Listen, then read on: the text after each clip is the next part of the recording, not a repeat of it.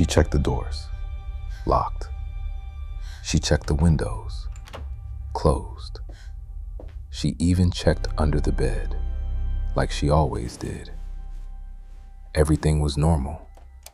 So Emily Carter turned off the lights, pulled the blanket to her chin, and went to sleep. What she didn't know was that someone was already inside the house, watching her. Not for one night, not for 1 week, for 3 years. And when the truth finally surfaced, even the first police officers on scene reportedly struggled to understand how anyone could stay hidden that long. If you enjoy slow burn, true style mystery storytelling, subscribe now, because this story begins in a quiet bedroom and ends in a place no one thinks to look. Her name was Emily Carter, 24 years old, quiet, careful, routine-driven. She lived alone in a modest suburban house on a street where nothing dramatic ever seemed to happen. The kind of neighborhood with trimmed hedges, porch lights on timers, and people who waved from driveways but rarely asked personal questions. Emily liked it that way. Her life was simple. Work, home, dinner, shower, sleep. The same bus stop, the same grocery store, the same coffee order, the same bedtime. Predictability can feel like safety. In modern life, routine is almost a form of armor. Lock the door, charge the phone, set the alarm, repeat. And Emily believed in systems. Every night, she followed the same sequence. Front door, back door, windows, hallway light, bedroom closet, under the bed. Only then could she sleep. It sounds excessive, but millions of people do their own version of this every night. We call it caution. Sometimes we call it anxiety. Either way, it helps us feel in control. Emily thought she was in control. Looking back, she would remember one tiny thing. Something so small, it felt ridiculous to mention. A kitchen cabinet, left open by an inch. At the time, she told herself exactly what most people would tell themselves. I'm tired. That was the beginning. And the most terrifying stories usually begin that way, with something easy to dismiss. At first, the changes in the house were almost too subtle to notice. A chair slightly angled away from the table, a spoon in the wrong drawer, her phone resting face down when she always left it face up, a bathroom towel folded differently. If you've ever misplaced your keys and found them in your own hand, you understand why she ignored it. Memory is unreliable. Routine blurs details. The human brain fills gaps constantly. So Emily laughed at herself. Once, while heating soup after work, she noticed the sugar jar sitting near the sink instead of beside the kettle. She stared at it for a moment and muttered, "Okay, either I'm exhausted or my house is messing with me." Then she smiled, shook her head, and moved it back. That should have been nothing. But over the next few weeks, the nothing started to pile up. One Thursday, she came home and found the hallway rug slightly bunched, as if someone had stepped on it and dragged a foot. On Sunday, the TV remote was tucked neatly under a magazine she hadn't touched. A day later, one of her kitchen glasses was damp in the drying rack, even though she was certain she'd left that morning without using it. Still, there were no signs of forced entry. No broken locks, no open windows, no missing valuables. That detail matters. Because when people imagine intruders, they imagine theft, missing jewelry, empty drawers, a smashed frame by the window. But sometimes, the scariest violation isn't what's taken, it's what's shared. Her space, her air, her silence. And Emily had no idea she was already sharing all three. Then came the first night she woke up at 3:17 a.m. No thunder, no nightmare, no sound she could remember hearing. Just a sudden, complete awareness. Her eyes opened to darkness. The room was still. The digital clock glowed red beside her bed. 3:17. And for one suspended moment, she felt something impossible to prove and impossible to ignore. Presence. Not noise, not movement. Just the primal certainty that she was not alone. She reached for the lamp so fast, she nearly knocked it over. Warm yellow light flooded the room. Empty corner, closed closet, curtains still. Nothing. She sat there, listening to the hum of the house and the pounding of her own heartbeat. Then, because logic is comforting, she made a list in her head. Old house, pipes, stress, overwork, too much caffeine. A perfect explanation, if you need one badly enough. She lay back down. But from that night on, 3:17 stopped feeling like a random time and started feeling like a warning. A week later, it happened again. Then again. Always the same. 3:17 a.m. It became a pattern, and patterns change everything. Because once fear gets a schedule, it begins to feel intelligent. The house sounded different after that. During the day, everything seemed harmless. Sunlight softened the walls. Neighborhood noise drifted through the glass. Cars passed. Dogs barked. The mail arrived at 11:40 almost every morning. But at night, the place developed another personality. Small creaks in the hallway. A soft tick from somewhere above the ceiling. A faint shift, like weight transferring from one foot to another. Once, while lying awake, Emily heard what she swore was a slow exhale outside her bedroom door. She froze under the blanket, every muscle locked. Then, silence. The kind of silence that feels deliberate, the kind that listens back. She started sleeping with the bedside lamp on, then with the TV on low. If we implement the changes by Friday, then, we should be fine. with her phone flashlight Are you sure within management reach. approved that? She told a coworker about Not it now. during lunch, This trying to make microwave it food sound is just casual. delightful, isn't it? Maybe I need a security camera, Peak she said. corporate wellness right here. Her coworker, Jenna, laughed. Or a vacation? Emily smiled, but didn't laugh, because by then, the feeling had changed. This no longer felt like nerves. It felt personal. Someone, or something, on the worst nights, seemed to know exactly how far to push. Enough to disturb her, not enough to leave proof. That is what made it so effective. Predators in nature do something similar. They study rhythm. They watch for habits. They learn when an animal lowers its guard. And whoever was in Emily's world had started doing exactly that. He knew when she left for work. He knew when she showered. He knew which floorboards she avoided because they squeaked. He knew she watched television with one sock off when she was too tired to care.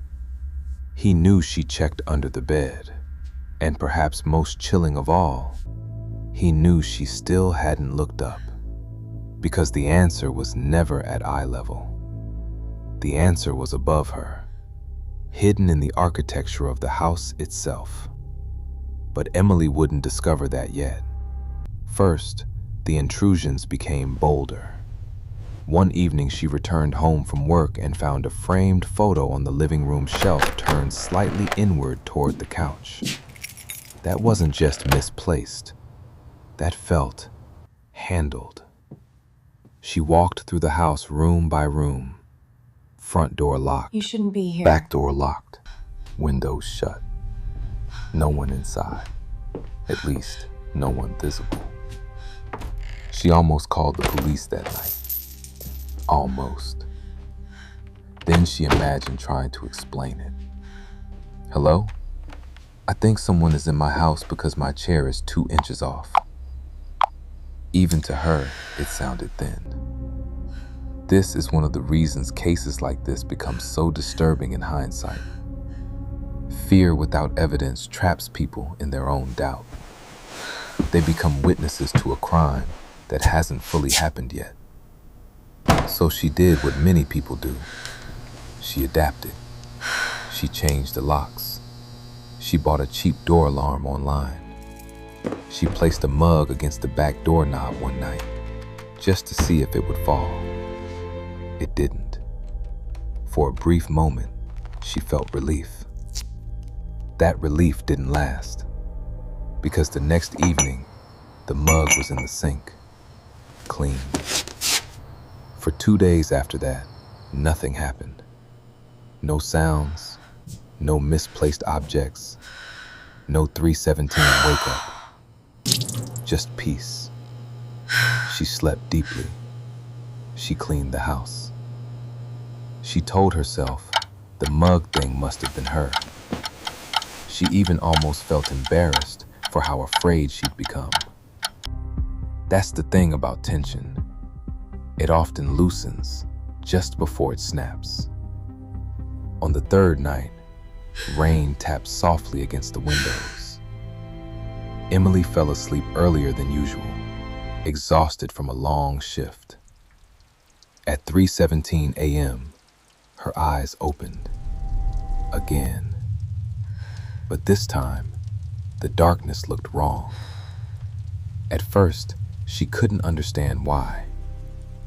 Then her vision adjusted, and she saw it, a shape, standing in the corner of her bedroom, too tall to be a coat on a chair, too still to be a trick of shadows. Human, silent, watching. Her body reacted before her mind did. Her breath stopped. Her fingers curled into the blanket. Every instinct screamed, but terror pinned her in place. The figure did not move, not immediately. It simply stood there, absorbing the dark, as if it belonged there more than she did. Then, a shift, just slight, a tilt of the head. Enough for reality to break open. This was not sleep paralysis, not a nightmare, not stress. Someone was in the room. Emily screamed and lunged for the lamp. Light exploded across the walls. The corner was empty, gone. No footstep, no door slam, no running in the hallway, just gone. And somehow, that was worse. Because if someone could disappear inside a locked house that quickly, then they knew the house far better than she did. She called 911 with shaking hands. The officers arrived within minutes. Red and blue lights spilled across the front windows. For the first time in months, Emily felt something close to safety. She wrapped herself in a blanket on the porch, while 2 officers searched inside. One checked the doors and windows. The other moved room to room with a flashlight, methodical, calm, almost routine. Nothing obvious, one of them said at first. And for a few painful minutes, Emily thought All right, this just would need you to end confirm the your way address the again. other nights had ended. 123 Without. Elm Street. And have you seen Then, anything unusual one tonight? officer paused in the hallway. He looked up. Hold on. There was a panel near the ceiling line, just outside the spare room. It blended into the wall so cleanly that Emily had never really registered it. A narrow access hatch, painted the same off-white as the plaster. One corner sat lower than the others, loose. The officer fetched a stepladder from the garage. The second officer stood below him, hand on his flashlight, posture suddenly alert. The panel came down with a dry crackle of old paint. Cold air drifted out, and with it, a smell. Stale fabric, dust, sweat, old food. Not the smell of an empty crawl space, the smell of occupancy. The flashlight beam climbed into the darkness above the ceiling, then stopped. "Ma'am," the officer said quietly, voice changed now. "I need you to stay outside." Those words told her everything before she even knew the details. Someone had been there, not passing through, living there. Inside the crawl space, they found a hidden nest, a blanket folded against insulation, empty water bottles, food wrappers, a flashlight, a small plastic container with batteries, and then the thing that turned fear into horror. Photos. Dozens of them. Some printed, some scribbled with dates on the back, some blurry, some disturbingly clear. Emily sleeping on her side. Emily on the couch, half asleep, with the TV glowing blue across her face. Emily eating takeout at the kitchen counter. Emily in a towel, unaware, moving through her own home with the ordinary vulnerability of someone who believes she is alone. The officers spread the photographs on the dining table, one by one. Emily stood in the kitchen doorway, arms wrapped around herself so tightly it looked painful. She couldn't speak, could barely breathe. Then one officer lifted a final photo from the stack, and the room changed. It was taken inside her bedroom, not from the doorway, not from a distance. Close. Close enough to capture the texture of her blanket. Close enough to see the softness of her sleeping face in the dark. Close enough to mean only one thing. Whoever took it had been standing right beside her bed. Maybe more than once. Maybe many times. That was the moment the case stopped being a burglary investigation, or trespassing, or stalking in the abstract. This was intimacy, weaponized. Her private life had been turned into a hunting map. Authorities later confirmed one chilling point. The man had not chosen the house at random. He had been watching Emily before he ever entered it, following her routine, learning when she left, when she returned, when the lights went out, which nights she stayed home, which mornings she overslept. In other words, he did what modern surveillance makes frighteningly easy in smaller ways every day. He built a pattern. There's a reason routine is both comforting and dangerous. It makes life efficient, but to the wrong person, it makes life predictable. He didn't keep breaking in because eventually he no longer needed to. He found a way to remain inside. Concealed in the structure of the house, moving in the spaces between walls and ceiling lines, descending only when he believed the risk was low. It sounds impossible, like an urban legend, like one of those stories people swear happened to a friend of a friend. But history is full of unsettling examples of hidden occupancy. People living in attics, crawl spaces, unused basements, maintenance shafts. Rare, yes, but real enough that police and investigators recognized the pattern. And the most disturbing part is this: the hidden person often knows the home better than the owner. They know the blind spots, the noise patterns, the times no one looks up. Emily had checked the locks every night. She had checked the windows. She had checked under the bed. But the danger had been overhead all along. The police never released his full identity publicly.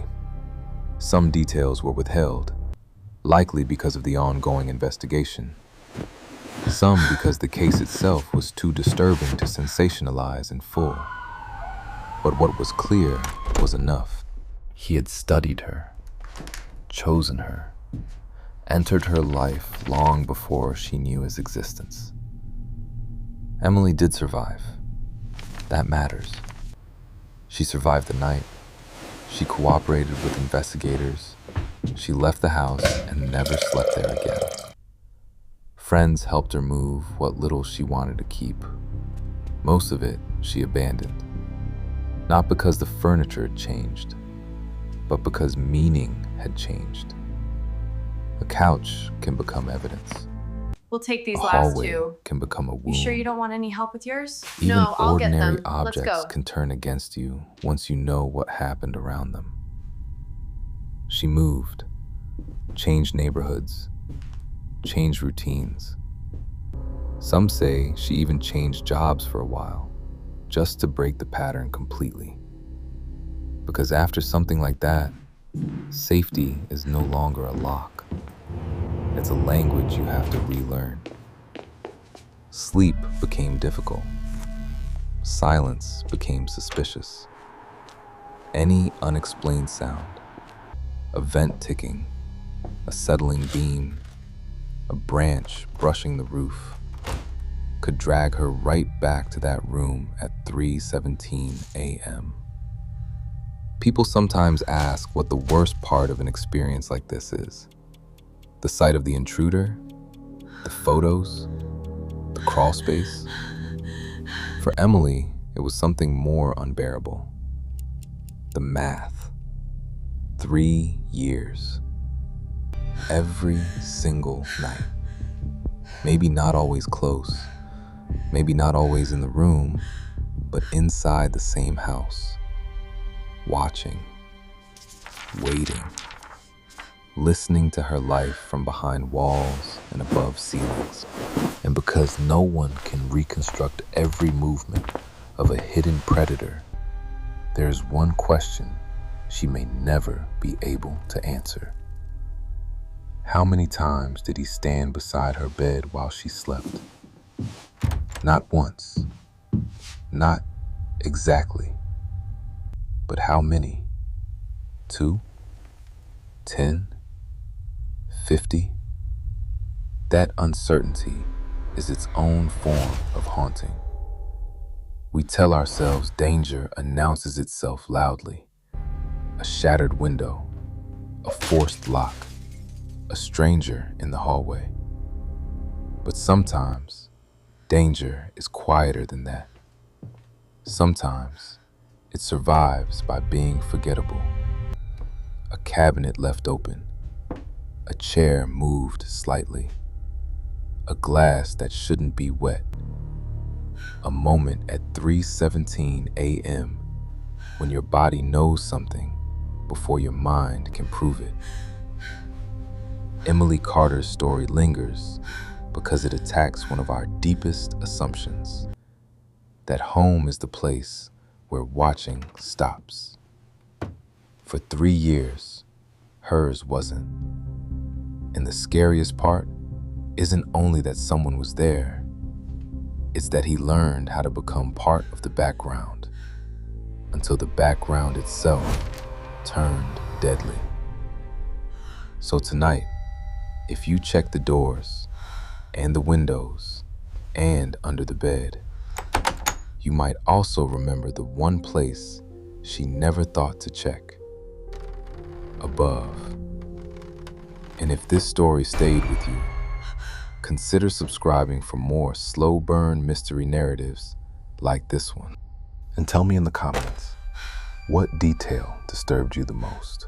The photos, the hidden crawl space, or the fact that he may have been standing right beside her bed for years without waking her? Because sometimes the smallest detail is the one you remember in the dark.